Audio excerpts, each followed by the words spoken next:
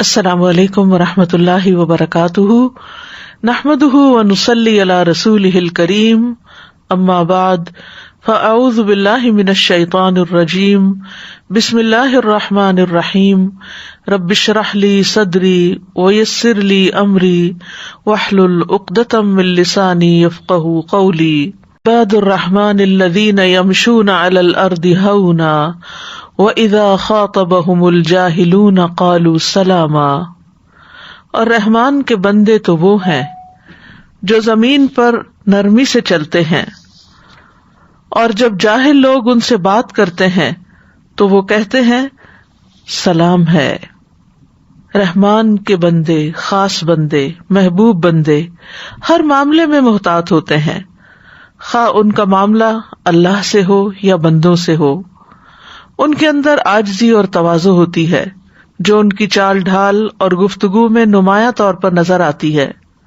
مومن کا واسطہ جب کسی انسان سے پیش آتا ہے، خواہ وہ طاقتور ہو یا کمزور، تو وہ محتاط انداز سے وہ سارے حقوق ادا کرتا ہے جو اللہ نے ایک انسان کے لیے دوسرے انسان پر مقرر کیے ہیں، اور اس کے اندر مہربانی اور نرمی کے جذبات پائے جاتے ہیں۔ وہ دوسروں کے لیے وہی پسند کرتا ہے جو اپنے لیے کرتا ہے، عام معاملات ہوں یا جذباتی معاملات ہوں، وہ ہر حال میں اپنے آپ کو ایک ڈسپلن میں رکھتا ہے۔ وہ اپنے آپ کو بے لگام نہیں سمجھتا، ہر حال میں مثبت رویے کو اپناتا ہے۔ اللہ سبحانہ تعالیٰ نے جس طرح عبادت کے طریقے سکھائے ہیں، اسی طرح دوسرے انسانوں سے معاملہ کرنے کے طریقے بھی بتائے ہیں، جن پر چل کر انسان دنیا اور آخرت کی سعادت مندی کو پا سکتا ہے، انسانوں سے بھی خوشگوار تعلقات اور اللہ کی نظر میں بھی محبوب بن سکتا ہے۔ تو آج ہم سورۃ الفرقان کی آیت نمبر 63 کا مطالعہ کریں گے، رحمان کے بندوں کی دو خصوصیات کے بارے میں، وعباد الرحمن، اور رحمان کے بندے۔ رحمان کی طرف ان کی اضافت جو ہے وہ تکریم اور شرف کے لیے ہے، عزت کے لیے ہے، اور ان میں سب سے پہلے اصحاب رسول آتے ہیں جو ان صفات سے متصف تھے۔ اور عباد کا لفظ جو ہے یہ عبد سے ہے، عبد عبادت سے، عبودیت سے۔ تو عبودیت کی دو قسمیں ہوتی ہیں، دو طرح کے بندے ہوتے ہیں، ایک عام بندے ہوتے ہیں اور ایک خاص بندے ہوتے ہیں۔ عام بندوں میں مسلمان، کافر، نیک، بند، تمام مخلوق مشترک ہے۔ تمام مخلوق اللہ کی غلام ہے، اس کی ربوبیت کی محتاج ہے، اس کے انتظام کے تحت ہے۔ ان کل من فی السماوات والارض الا آتی الرحمن عبدا، آسمانوں اور زمین میں جو کوئی بھی ہے وہ رحمان کے پاس غلام بن کر آنے والا ہے، عبد بن کر آنے والا ہے۔ تو یہ عام عبودیت ہے۔ اور دوسری خاص عبودیت، یہ اللہ کے انبیاء اور مرسلین اور اس کے اولیاء کی عبودیت ہے۔ اور یہاں اس آیت میں عبودیت کی یہی قسم مراد ہے، اس لیے اللہ نے اس کی اضافت اپنے اسم مبارک الرحمن کی طرف کی، جو اس بات کی طرف اشارہ ہے کہ وہ اللہ کی رحمت کے سبب سے اس مقام پہ پہنچے ہیں۔ اللہ سبحانہ تعالیٰ نے ان کی صفات کا ذکر کیا اور ان کی تعریف کی۔ تو رحمان کے بندوں کی صفت کیا ہے؟ وَعِبَادُ الرَّحْمَنِ الَّذِينَ يَمْشُونَ عَلَى الْأَرْضِ هَوْنًا، رحمان کے بندے وہ ہیں کہ جو زمین پر سکینت کے ساتھ، عاجزی کے ساتھ چلتے ہیں، اور جب ناسمجھ لوگ ان کو اذیت دیتے ہوئے جہالت سے بات کرتے ہیں تو وہ بہت بہترین انداز سے جواب دیتے ہیں، ان سے اس طرح مخاطب ہوتے ہیں کہ خود کو گناہ سے سلامت رکھتے ہیں، ان کی جہالت کے مقابلے میں جہالت نہیں برتتے۔ تو یہ رحمان کے بندوں کی یہاں پہلی صفت بیان ہوئی کہ الذین یمشون علی الارض ہونا، کہ زمین پر آہستگی سے چلتے ہیں۔ یعنی ایک تو کسی کام کے لیے چلنا ہوتا ہے، اور ایک یہ کہ زندگی کی راہوں پہ چلنا، کہ کسی بھی طرح کا معاملہ ہو صبر و تحمل سے کام لیتے ہیں، عاجزی اور انکساری سے اور ٹھہراؤ سے معاملہ کرتے ہیں۔ یعنی کہیں داخل ہونے سے پہلے یہ دیکھتے ہیں کہ وہاں سے نکلنا کیسے ہے، اور سوچ بچار کے ساتھ، سمجھداری کے ساتھ، حلم اور تواضع کے ساتھ اللہ اور مخلوق کے سامنے بہت پرسکون اور متواضع ہوتے ہیں، وقار، سکون، اور اللہ کے بندوں کے سامنے اور اللہ سبحانہ تعالیٰ کے سامنے عاجزی اور انکساری ان کا وصف ہوتا ہے. اور ہونن کا لفظ جو ہے یہ ہین کا مصدر ہے. اس کا مطلب ہے سکینت اور وقار، یعنی زمین پر سکینت اور وقار اور تحمل سے چلتے ہیں، میانہ روی کے ساتھ چلتے ہیں.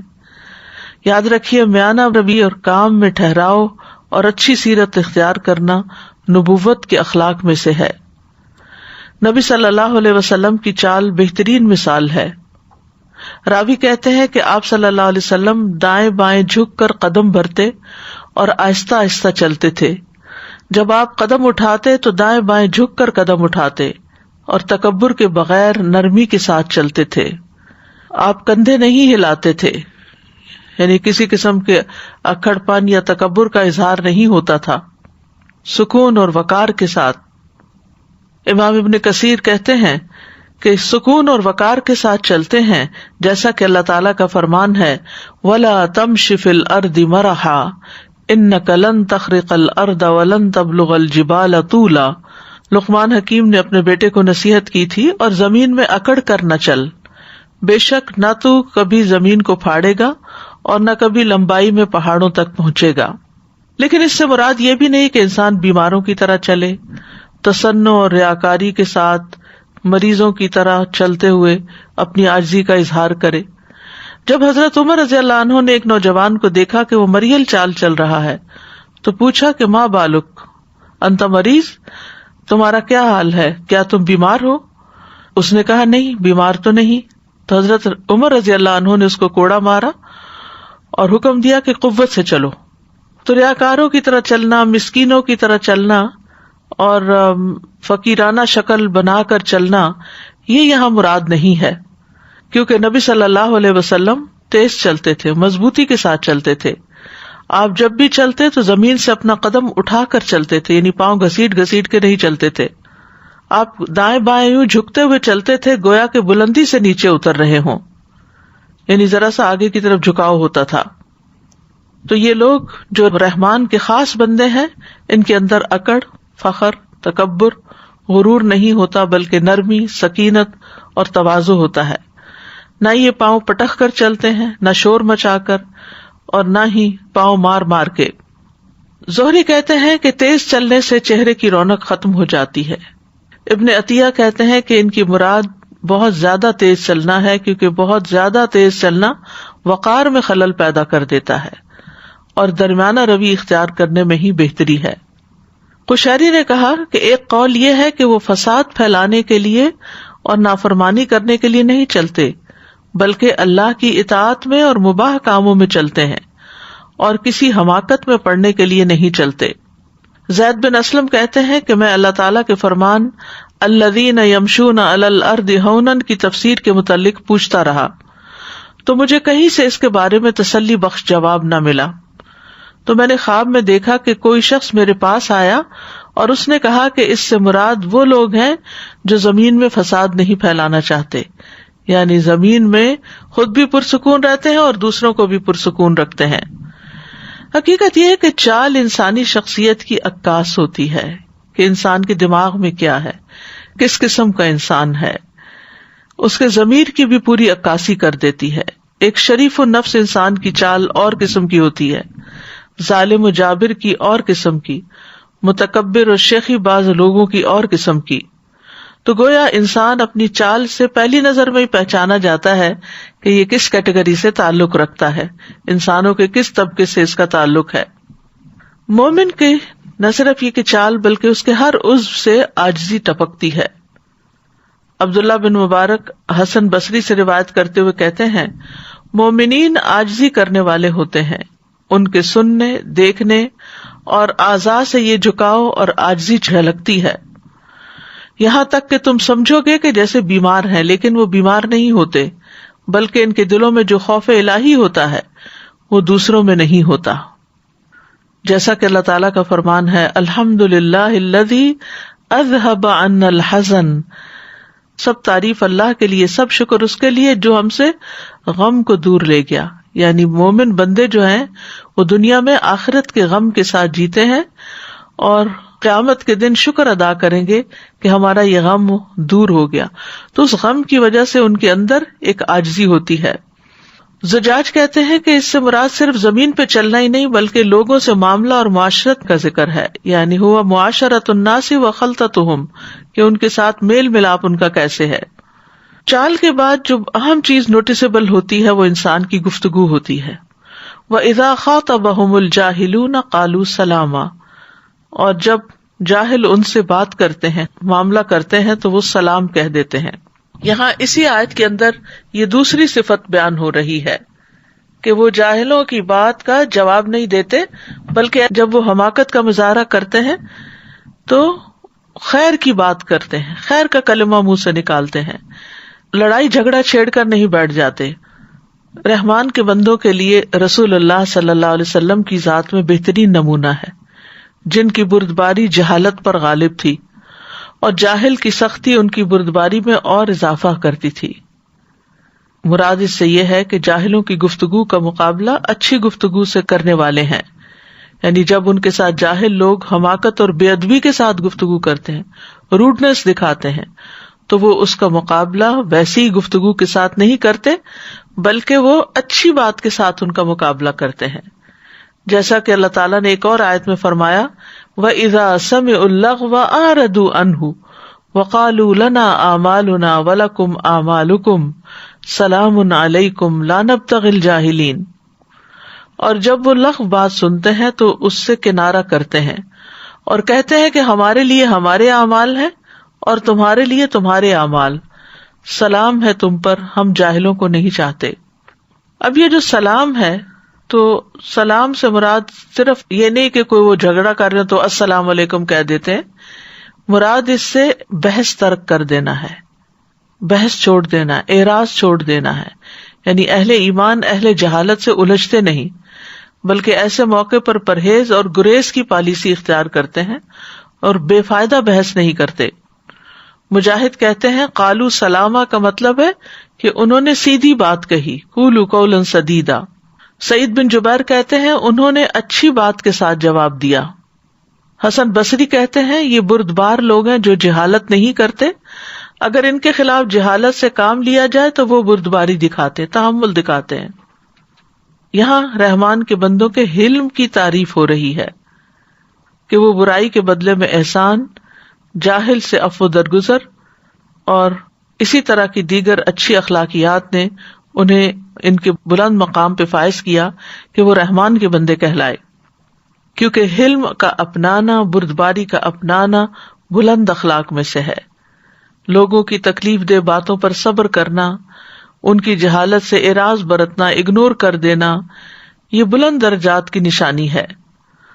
احمق لوگوں کے مرتبے پہ نیچے اترنا کم عقل لوگوں کی ایک قسم ہے. ایسے شخص عقل سے عاری ہیں.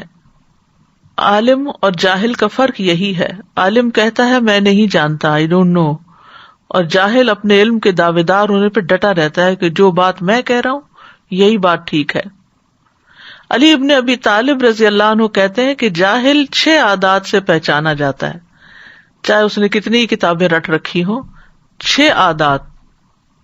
نمبر 1، وہ معمولی باتوں پہ غضبناک ہو جاتا ہے، چھوٹی سی بات اس کو ٹریگر کر دیتی ہے اور وہ انتہائی غیظ و غضب اور غصے کا شکار ہو جاتا ہے. نمبر 2، وہ بے فائدہ کلام کرتا ہے، فضول باتیں. نمبر 3، غیر مناسب مقام پر عطیات دیتا ہے، یعنی جس کا حق نہ ہو اس کو عطیہ دیتا ہے. نمبر 4، دوست اور دشمن کی پہچان نہیں رکھتا، اس کو یہ نہیں سمجھ آتی کہ کون میرا دوست ہے کون میرا دشمن ہے.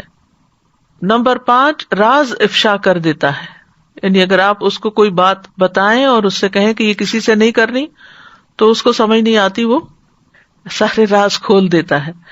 نمبر 6، ہر کسی پہ بھروسہ کر لیتا ہے. یہ آپ دیکھیں کہ یہ حضرت علی بن ابی طالب رضی اللہ تعالیٰ عنہ ماشاءاللہ کتنی گہرائی کے ساتھ انہوں نے انسانی نفسیات کا جائزہ لیا اور جاہلوں کی 6 عادتیں یہاں پر بیان کر لی. اس میں ہم سب کو آئینہ دیکھنا چاہیے کہ کہیں اس میں سے کوئی چیز ہمارے اندر تو نہیں، کیونکہ ہم دوسروں میں تو جلدی دیکھ لیں گے لیکن اپنے اندر تو کہیں ایسی کوئی چیز نہیں. رحمان کے بندوں کا جاہلوں کے ساتھ کیا اخلاق ہوتا ہے؟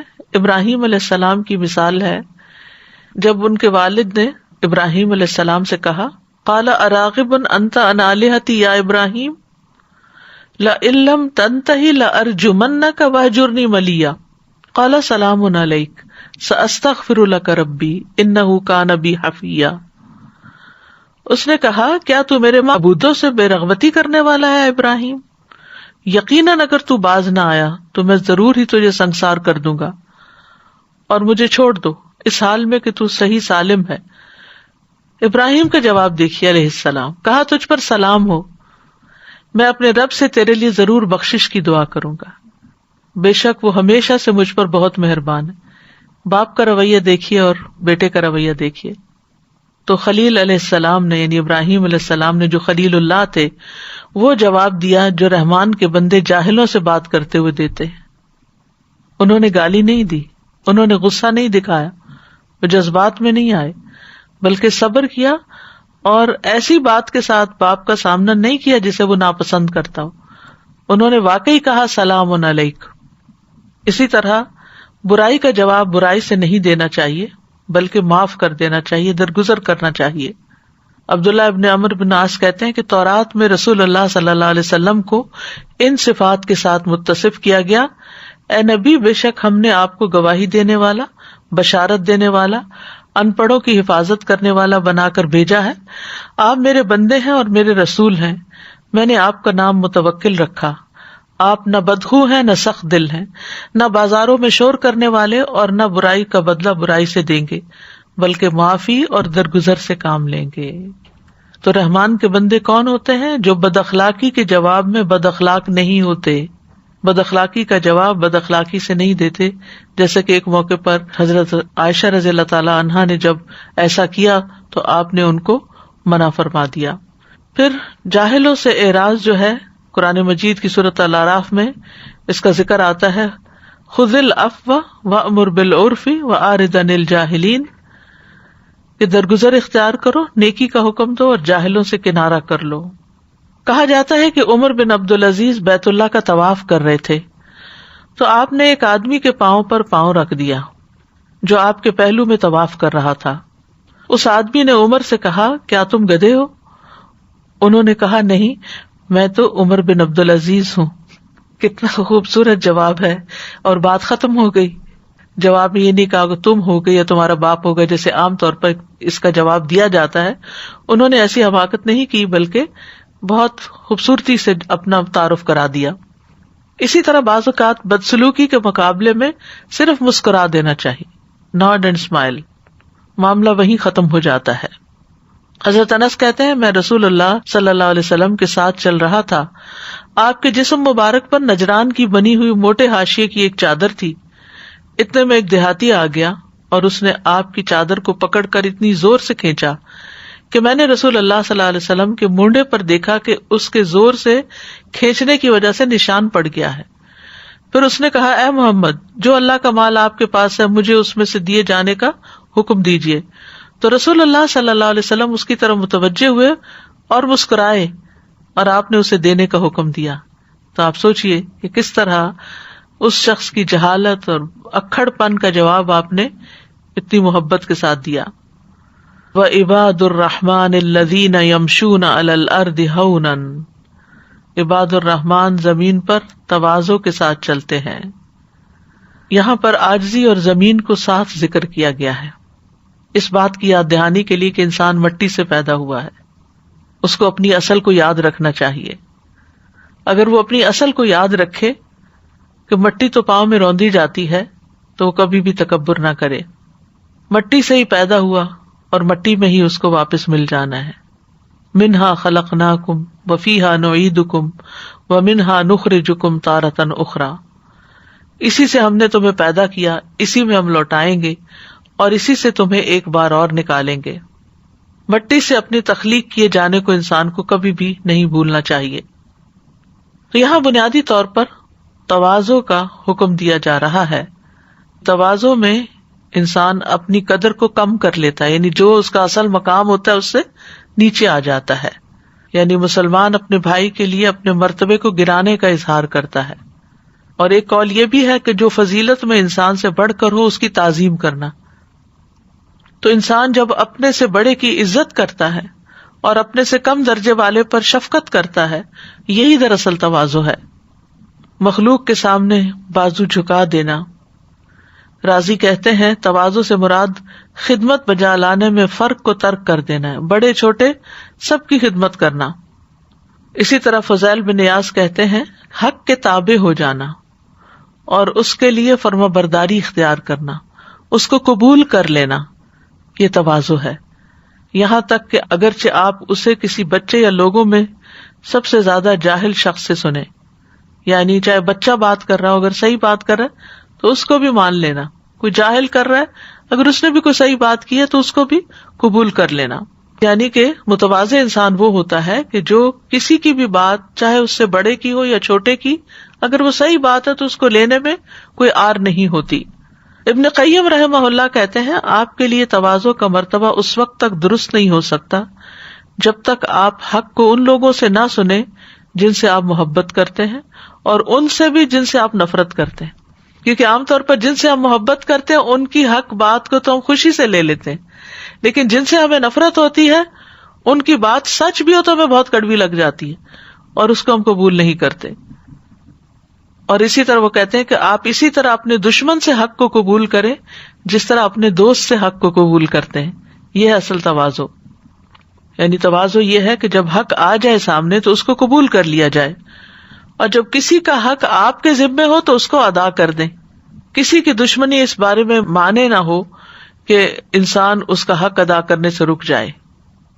فضیل بن ایاز سے تواضع کے بارے میں پوچھا گیا تو انہوں نے کہا یہ وہ شخص ہے جو حق کے تابع ہو اور وہ حق کے مطیع ہو جائے، اور جو اس کو حق بات کہے اس کو قبول کر لے۔ اسی طرح حسن بصری اور یونس اور ایوب آپس میں اکٹھے ہو کر نکلے تو تواضع کے بارے میں مذاکرہ کرنے لگے کہ تواضع کیا ہے۔ تو حسن بصری نے ان سے کہا کہ کیا تم لوگ جانتے ہو کہ تواضع کیا ہے؟ تواضع یہ ہے کہ جب آپ گھر سے نکلیں تو آپ جس بھی مسلمان سے ملیں یہی سمجھے کہ وہ آپ سے اچھا ہے یا آپ سے بہتر ہے، یہ ہے اصل تواضع۔ بہت سے لوگ دنیاوی مال و دولت کی وجہ سے خود کو بڑی چیز سمجھتے ہیں اور مال و دولت والوں ہی کی عزت کرتے ہیں، یہ بھی تواضع کے خلاف ہے۔ یحییٰ بن ابی کثیر کہتے ہیں کہ تواضع کا خلاصہ 3 چیزوں میں ہے۔ یہ کہ آپ مجلس میں اعلیٰ مقام کی بجائے کم مقام پہ راضی ہو جائیں، یعنی یہ نہ چاہیں کہ مجھے کوئی پرومیننٹ جگہ ملے، جیسے کسی خاص صوفے پہ بٹھایا جائے یا کسی خاص ٹیبل پہ بٹھایا جائے، جیسے شادیوں وغیرہ میں ہوتا ہے کہ وی آئی پیز کے لیے مخصوص جگہ ہوتی ہے، تو انسان یہ نہ سمجھے کہ مجھے کمتر سمجھا گیا ہے اور کسی اور جگہ پر بیٹھنے کے لیے کہہ دیا گیا ہے۔ جو آپ کو ملے آپ اسے پہلے سلام کہیں، یہ تواضع کی علامت ہے۔ اور یہ کہ آپ نیکی کی وجہ سے تعریف اور شہرت اور ریاکاری کو ناپسند کریں، یعنی آپ کو اپنی تعریف اچھی نہ لگے۔ تو تواضع پیدا کرنے کے لیے اللہ کی عظمت، اللہ کی بڑائی اور اپنے نفس کی قدر کو پہچاننا ضروری ہے۔ یعنی اگر کوئی یہ کہے کہ تواضع کیسے پیدا ہو، تو ایک طرف اللہ تعالیٰ کی پہچان کرے، اس کی عظمت کی، اور دوسری طرف اپنی حقارت کو کہ کہاں سے پیدا ہوا اور کیا چیز ہے اس پر نگاہ رکھے۔ پھر اسی طرح تواضع کا یہ مطلب نہیں کہ انسان خود کو ذلیل کرے۔ تواضع اور ذلت میں فرق ہے۔ اگر کوئی کہے کہ اس طرح تو میری ذلت ہے، اس میں عاجزی اختیار کرنے میں، ابن قیم کہتے ہیں کہ عاجزی اللہ کی ذات اور صفات کی معرفت کے درمیان سے نکلتی ہے، اور یہ چیز اللہ کے لیے دل کے ٹوٹنے اور عاجز ہونے کی طرف لے جاتی ہے، اور اللہ کے بندوں کے لیے پہلو کو جھکانے کی طرف لے جاتی ہے، اور انسان سمجھتا ہے کہ ان بندوں کا ہی حق ہے اور میرا کوئی حق نہیں، جبکہ ذلت گھٹیا پن ہے اور اپنے نفس کو اس کی خواہشات میں لگا دینا ہے اور اس کو ایسے کاموں میں خرچ کرنا ہے جس سے اس کا مرتبہ گر جائے اور اس کو خواہشات میں ذلیل کرنا ہے، اور اللہ عاجزی کو پسند کرتا ہے، ذلت کو ناپسند کرتا ہے۔ عاجزی اور تواضع ہمارے دین میں بہت اہمیت کی حامل ہے۔ نبی صلی اللہ علیہ وسلم کی صفت تھی فَبِمَا رَحْمَةٍ مِّنَ اللَّهِ لِنْتَ لَهُمْ، بس اللہ کی طرف سے بڑی رحمت ہے کہ آپ ان کے لیے نرم ہیں، یعنی آپ کے اخلاق کی تعریف کی گئی۔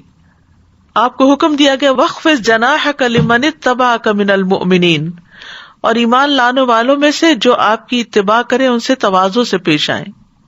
والدین کے لیے تواضع اختیار کی جائے، واخفض لهما جناح الذل من الرحمہ وقل رب ارحمہما کما ربیانی صغیرا، اور ان پر رحم کرتے ہوئے یعنی والدین پر انکساری سے ان کے آگے جھکے رہو اور ان کے حق میں دعا کرو، اے میرے رب ان پر رحم فرما جیسا کہ انہوں نے بچپن میں مجھے محبت و شفقت سے پالا تھا۔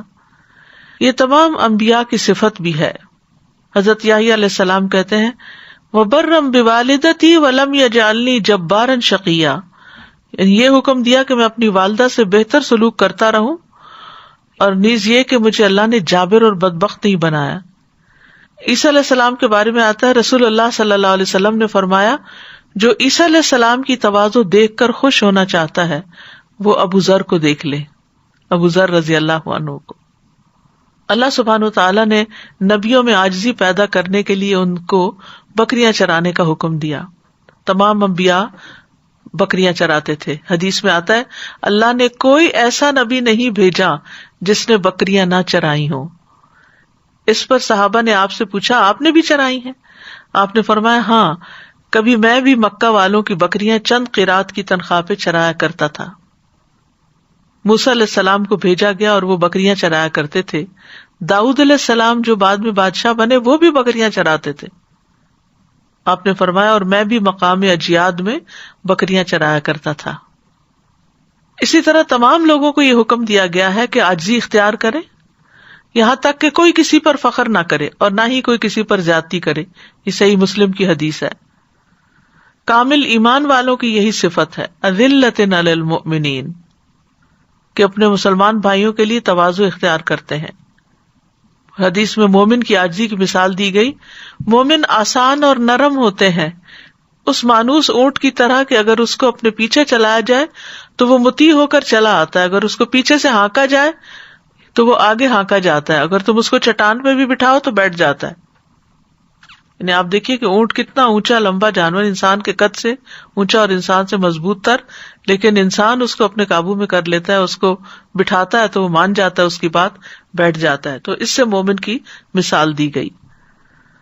معاذ بن جبل کہتے ہیں بندہ اس وقت تک ایمان کی چوٹی تک نہیں پہنچ سکتا جب تک انکساری سے بلند مرتبے سے زیادہ عزیز نہ ہو جائے، اور دنیا کا تھوڑا ساز و سامان اسے زیادہ سے محبوب نہ ہو جائے، اور جن لوگوں سے محبت اور نفرت کرتا ہے وہ ان سے حق کے مطابق ہی محبت اور نفرت کرے، یعنی جتنا حق ہو اتنی ہی محبت ہو اتنی ہی نفرت ہو، اور لوگوں کے لیے اس طرح فیصلہ کرے جس طرح وہ اپنی ذات اور اپنے گھر والوں کے لیے کرتا ہے۔ اللہ کے محبوب بندے ہیں وہ جن کے اندر نرمی اور شفقت ہو۔ افضل انسان وہ ہے جو بلند مرتبہ ہوتے ہوئے بھی عاجزی اور انکساری کرے اور باوجود قدرت کے زہد اختیار کرے اور اپنی قوم کے خلاف مدد کرنا چھوڑ دے۔ تواضع صاحب علم اور صاحب فضل لوگوں کا اخلاق ہوتا ہے۔ علم والے متواضع ہوتے ہیں اور صاحب اخلاق ہوتے ہیں، اور یہ ان کے علم والا ہونے کی پہچان ہوتی ہے، اور ایسے لوگ اللہ کے نزدیک بہت قابل قدر ہوتے ہیں۔ سلف صالحین کی تواضع کی چند مثالیں ہیں۔ خیثمہ کہتے ہیں کہ حارث بن قیس جوفی ہیں جو کہ عبداللہ رضی اللہ عنہ کے اصحاب میں سے ہیں، اور سب لوگ ان سے بہت خوش تھے، تو وہ ایک یا دو آدمیوں کے پاس بیٹھ کر انہیں احادیث اور علم بیان کرتے، پھر جب زیادہ ہو جاتے تو کھڑے ہو جاتے اور انہیں چھوڑ دیتے، یعنی کراؤڈ بڑا ہوتا تو وہ اٹھ جاتے۔ عامش ابراہیم سے روایت کرتے اور وہ علقمہ سے روایت کرتے کہ جب عبداللہ بن مسعود فوت ہوئے، اور علقمہ عبداللہ بن مسعود کے بڑے شاگردوں میں سے سب سے بڑے تھے، تو ان سے کہا گیا آپ اس مجلس تدریس پر بیٹھ جائیں اور لوگوں کو سنت سکھائیں۔ تو انہوں نے کہا کیا تم چاہتے ہو کہ میری ایڑیوں کو روندا جائے، یعنی لوگ میرے پیچھے پیچھے چلیں اور میں سردار بن کر آگے آگے چلوں؟ نہیں، ایسا نہیں ہو سکتا۔ کہنے کا مطلب کیا تھا کہ میں عبداللہ بن مسعود کے مقام پر اپنے آپ کو نہیں پاتا، اس لیے میں اس مسند پر نہیں سکھاؤں گا۔ اس کا یہ مطلب نہیں کہ علقمہ نے سکھایا نہیں تھا، علقمہ کی بہت سی روایات ہیں، لیکن یہ کہ یہ لوگ شہرت کو اور لوگوں کے بہت اپریسیشن کو پسند نہیں کرتے تھے۔ اپنے سے زیادہ علم والوں کے سامنے تواضع اختیار کرنا۔ علماء کے لیے تواضع اختیار کرنے کے بارے میں آتا ہے جب زید بن ثابت اپنی سواری پر آئے اور یہ صحابہ کرام میں کبار علماء میں شامل ہوتے تھے، تو ابن عباس کھڑے ہو گئے تاکہ ان کی سواری کی رکاب کو تھام لیں۔ ابن عباس عالم کو مرحبا کہہ رہے تھے اور ان کو عزت و احترام اور محبت سے نیچے اتار رہے تھے. تو زید رضی اللہ عنہ نے کہا کہ اس عالم کو دیکھو تواضع کر، یعنی ابن عباس کو عالم کہا. پھر کہا اے اللہ کے رسول کے چچا کے بیٹے ایسا نہ کریں. تو عبداللہ بن عباس رضی اللہ عنہ نے کہا کہ ہمیں اپنے علماء کے ساتھ ایسا ہی کرنے کا حکم دیا گیا ہے کہ ہم عالم کی طرف جائیں، ان کے لیے کھڑے ہوں، ان کا استقبال کریں، ان کو سواری سے نیچے اتاریں، ان کی مدد کریں، ان کا سامان اتاریں. تو زید رضی اللہ عنہ نے کہا مجھے اپنا ہاتھ دکھائیں. ابن عباس نے ہاتھ نکالا تو زید رضی اللہ عنہ نے انہیں بوسہ دیا اور کہا ہمیں حکم دیا گیا ہے کہ ہم رسول اللہ کے اہل بیت کے ساتھ ایسا ہی کریں صلی اللہ علیہ وسلم. تو دونوں طرف کا آپ اخلاق دیکھیے کہ کتنا عمدہ تھا. لباس میں بھی تواضع ہونی چاہیے. رجاء بن حیوہ کہتے ہیں کہ عمر بن عبدالعزیز کے کپڑوں کی قیمت لگائی گئی تو ان کے کپڑوں کی قیمت 12 درہم لگی. ان کے کپڑوں میں ایک لمبا چوغا، پگڑی، قمیص اور شلوار اور اوپر لینے والی چادر، 2 موزے اور ٹوپی تھی. یعنی کوئی بہت بڑا ساز و سامان نہیں تھا. تواضع کے کچھ فائدے بھی ہیں، یعنی جو دنیا میں نظر آتے ہیں آخرت میں تو ہے ہی ہے، کیونکہ اللہ تعالیٰ کو بندے کا عبد ہونا سب سے زیادہ پسند ہے. یعنی بندہ اپنے سب سے بڑے مقام پر اس وقت ہوتا ہے جب وہ سجدے میں ہوتا ہے، تواضع اختیار کر رہا ہوتا ہے. تواضع اختیار کرنے سے انسان کی عزت بڑھتی ہے. حدیث میں آتا ہے جو آدمی اللہ کے لیے تواضع اختیار کرتا ہے اللہ عز و جل اسے بلندیاں عطا کرتا ہے. نبی صلی اللہ علیہ وسلم نے فرمایا اللہ تبارک و تعالیٰ فرماتے ہیں جو شخص میرے لیے اتنا سا جھکتا ہے. راوی نے زمین کے قریب اپنے ہاتھ کو لے جا کر کہا یعنی اتنا سا، تو میں اسے بلند کر دیتا ہوں. راوی نے آسمان کی طرف اپنا ہاتھ اٹھا کر دکھایا، یعنی جو اتنا سا بھی جھکتا ہے اللہ تعالیٰ اس کو اتنا بڑا کر دیتا ہے. قرآن مجید میں آتا ہے وبشر المخبتین، عاجزی کرنے والوں کو خوشخبری دے دیجیے. ایسے شخص پر آگ حرام ہے جو قریب رہنے والا، نرم اور آسان ہے. جنت میں لے جانے والی صفت ہے. تواضع اختیار کرنے والوں کے لیے آخرت میں بھی نعمتیں ہیں. تو تواضع کے فائدے کیا ہیں کہ انسان کی قدر و منزلت بلند ہوتی ہے، حق قبول کرنے اور اس پر عمل کی توفیق ہوتی ہے، حقیقی عزت ملتی ہے، اللہ کے ہاں بلند مقام ملتا ہے، بندوں کی محبت ملتی ہے، دین و دنیا کی مصلحت حاصل ہوتی ہے. اس سے عداوتیں ختم ہو جاتی ہیں، دشمنیاں ختم ہو جاتی ہیں، محبتیں پیدا ہو جاتی ہیں. اور جہاں تواضع نہیں ہوتا، انکساری نہیں ہوتی، تو وہاں کیا ہوتا ہے؟ ایسا نہ کرنا، یعنی تواضع اختیار نہ کرنا، یہ ابلیس کی صفت ہے. ابا واستکبر وکان من الکافرین، اس نے انکار کیا اور تکبر کیا اور کافروں میں سے ہو گیا. پھر خود کو بڑا سمجھنے کی مذمت ہے. نبی صلی اللہ علیہ وسلم کے نزدیک ناپسندیدہ لوگ کون ہیں؟ آپ نے فرمایا جو زیادہ باتیں کرتے ہیں، بلا سوچے سمجھے اور بلا احتیاط بولتے ہیں اور تکبر کرنے والے ہیں. یہ ہلاک کرنے والی صفت ہے. فرمایا 3 چیزیں ہلاک کرنے والی ہیں، جن میں سے ایک بڑائی خورا ہونا، اپنے آپ کو بڑی چیز سمجھنا. لوگوں کو حقیر سمجھنے کی مذمت کی گئی ہے. جو شخص خود کو بڑی چیز سمجھتا ہے پھر لوگوں کو چھوٹا سمجھتا ہے. متکبر فقیر اللہ کو پسند نہیں، کہ جس کو ضرورت بھی ہو اور پھر وہ اکڑ دکھائے. تکبر اہل جہنم کی نمایاں صفت ہے. ذرا برابر بھی خود کو بڑا سمجھنا جہنم میں لے جانے کا باعث ہے. اور خود کو بڑا سمجھنے والے قیامت کے دن متکبروں کو چونٹیوں کی طرح پیش کیا جائے گا، گویا کہ ان کی شکلیں انسان جیسی ہوں گی، ہر حقیر چیز ان سے بلند ہوگی، یہاں تک کہ وہ جہنم کے ایسے قید خانے میں داخل ہو جائیں گے جس کا نام بولس ہوگا، اور ان لوگوں پر آگوں کی آگ چھا جائے گی. انہیں طینۃ الخبال کا پانی یعنی اہل جہنم کی پیپ جمع کی ہوئی پلائی جائے گی. تو مومن بندے جو ہیں وہ ہر رویے میں عاجزی اختیار کرتے ہیں، گفتگو میں عاجزی اختیار کرتے ہیں، نرم بات کرتے ہیں، ٹھہراؤ سے بات کرتے ہیں، تیزی سے گفتگو نہیں کرتے. پھر اسی طرح خصوصاً اپنے سے چھوٹوں کے ساتھ شفقت سے کام لیتے ہیں بات کرتے ہوئے. چال میں عاجزی اختیار کرتے ہیں، اکڑ سے نہیں چلتے بلکہ معتدل چال چلتے ہیں، مضبوط قدموں سے چلتے ہیں. نماز کے لیے بھی سکینت سے آتے ہیں، کیونکہ نماز کے لیے بھاگ بھاگ کے آنے سے منع کیا گیا ہے. اٹھنے بیٹھنے میں عاجزی اختیار کرتے ہیں، معمولی جگہ پر بیٹھنے کو برا نہیں سمجھتے، بیٹھنے میں بھی عاجزانہ طریقے سے بیٹھتے ہیں، مجلس میں دوسروں کو بھی جگہ دیتے ہیں. پھر کھانے پینے میں عاجزی اختیار کرتے ہیں، تکبر نہیں کرتے. کلوا واشربوا ولا تسرفوا انہ لا يحب المسرفین، کیونکہ اسراف جو ہے وہ تکبر والوں کا پیشہ ہے. فرمایا کھاؤ اور پیو اور پہنو اور صدقہ کرو، لیکن اسراف نہ کرو اور تکبر نہ کرو. جو میسر ہو وہ کھا لیتے ہیں، کھانے پینے میں زہد اختیار کرتے ہیں، پیٹ بھر کر نہیں کھاتے. کھانا نہ ملنے پر روزہ رکھ لینا. نبی صلی اللہ علیہ وسلم گھر آئے ایک دفعہ، حضرت عائشہ سے کہا کیا تمہارے پاس کچھ ہے؟ تو وہ عرض کرتی ہیں کہ اللہ کے رسول ہمارے پاس تو کچھ بھی نہیں. آپ نے فرمایا تو میں پھر روزہ رکھ لیتا ہوں. آپ دیکھیے کہ آج اگر کوئی شوہر گھر میں آئے اور بیوی سے پوچھے کچھ کھانا پکا ہوا ہے اور وہ اگر کہہ دے کہ نہیں، تو پھر آپ دیکھیے کہ کیا صورت ہوتی ہے. عام طور پر انہی چیزوں سے گھروں میں لڑائیاں اور فساد پیدا ہو جاتے ہیں. پھر کھاتے ہوئے اگر کوئی لقمہ گر جائے تو اٹھا کے کھانے میں صاف کر کے اور محسوس نہیں کرتے. کھانے میں عیب نہیں نکالتے، کھانے میں دوسروں کو بھی شامل کر لیتے ہیں. یتیم اور مسکین کو ساتھ بٹھا کر کھلا لیتے ہیں. معمولی کھانے کی دعوت کو بھی قبول کر لیتے ہیں. ٹیک لگا کے نہیں کھاتے، سونے چاندی کے برتنوں میں نہیں کھاتے. پھر لباس میں بھی عاجزی اور تواضع. انبیاء علیہ السلام کی بہت سادہ زندگی ہوتی تھی، کوئی برانڈیڈ کلوتھس نہیں پہنتے تھے. پھر اسی طرح متکبرانہ لباس نہیں پہننا چاہیے، بہت قیمتی لباس سے بھی اجتناب کرنا چاہیے. تواضع کی نیت سے بہت اچھا لباس چھوڑ دینے کا بھی اجر ملتا ہے. پھر سواری میں تواضع. حقیر سمجھی جانے والی سواری پر سوار ہونے سے آر محسوس نہیں کرنا چاہیے. پھر اسی طرح گھر والوں کے ساتھ تواضع. سب سے اچھا اخلاق گھر والوں کو دکھانا چاہیے، محبت کا اظہار کرنا چاہیے، گھر کے کام کاج میں تعاون کرنا چاہیے، بیوی کی جائز فرمائشیں پوری کر دینی چاہیے، ان کے ساتھ دل لگی کرنی چاہیے. بچوں کے ساتھ تواضع کیا ہے کہ بچوں پر سب سے بڑھ کر رحم دل ہوں. بچوں کے ساتھ کھیلا جائے، ان سے پیار کیا جائے. بچوں کے ساتھ روب کی بجائے نرمی کا رویہ اختیار کیا جائے. بچوں کے سر پر ہاتھ پھیرے جائیں.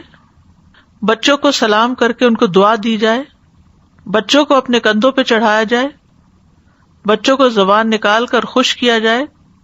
بچوں کے جذبات کا خیال رکھا جائے، ان کو تسلی دی جائے. خادموں کے ساتھ بہترین سلوک کیا جائے. کاموں میں عیب نہ نکالے جائیں. کسی کام کے غلط ہونے پر ملامت نہ کی جائے، بس سمجھا دیا جائے. مار پیٹ نہ کی جائے. خادموں کو اپنے سے کمتر نہ سمجھا جائے. لوگوں سے تواضع کے ساتھ پیش آتے ہیں عباد الرحمان، اور منہ موڑ کے بات نہیں کرتے. لوگوں سے اچھے اخلاق سے پیش آتے ہیں. بڑوں کی عزت کرنا، چھوٹوں پر شفقت کرنا، کمزور لوگوں کا خیال رکھنا، لوگوں کی رسائی آسان کر دینا، لوگوں کی ضروریات کا خیال رکھنا، لوگوں کی حاجات پوری کر دینا، لوگوں سے درگزر کرنا، کسی تکلیف پر ان کے ساتھ احسان کرنا، کوئی غلطی سے آگاہ کرے تو اس کو قبول کر لینا. یعنی غلطی سننے کی ہمت ہونی چاہیے انسان کے اندر. پھر دعا بھی کرنی چاہیے. ایک تو مشہور دعا ہے یہ، سبحان ذی الجبروت والملکوت والکبریاء والعظمہ. تمام پاکی اس اللہ کے لیے ہے جو طاقت اور سلطنت والا ہے اور کبریائی اور عظمت والا ہے. یعنی جو طاقت اور قوت والا ہے، سلطنت والا ہے، کبریائی اور عظمت والا بھی ہے. اللہ سبحانہ وتعالیٰ کے سامنے عاجزی کے کلمات اختیار کرنا.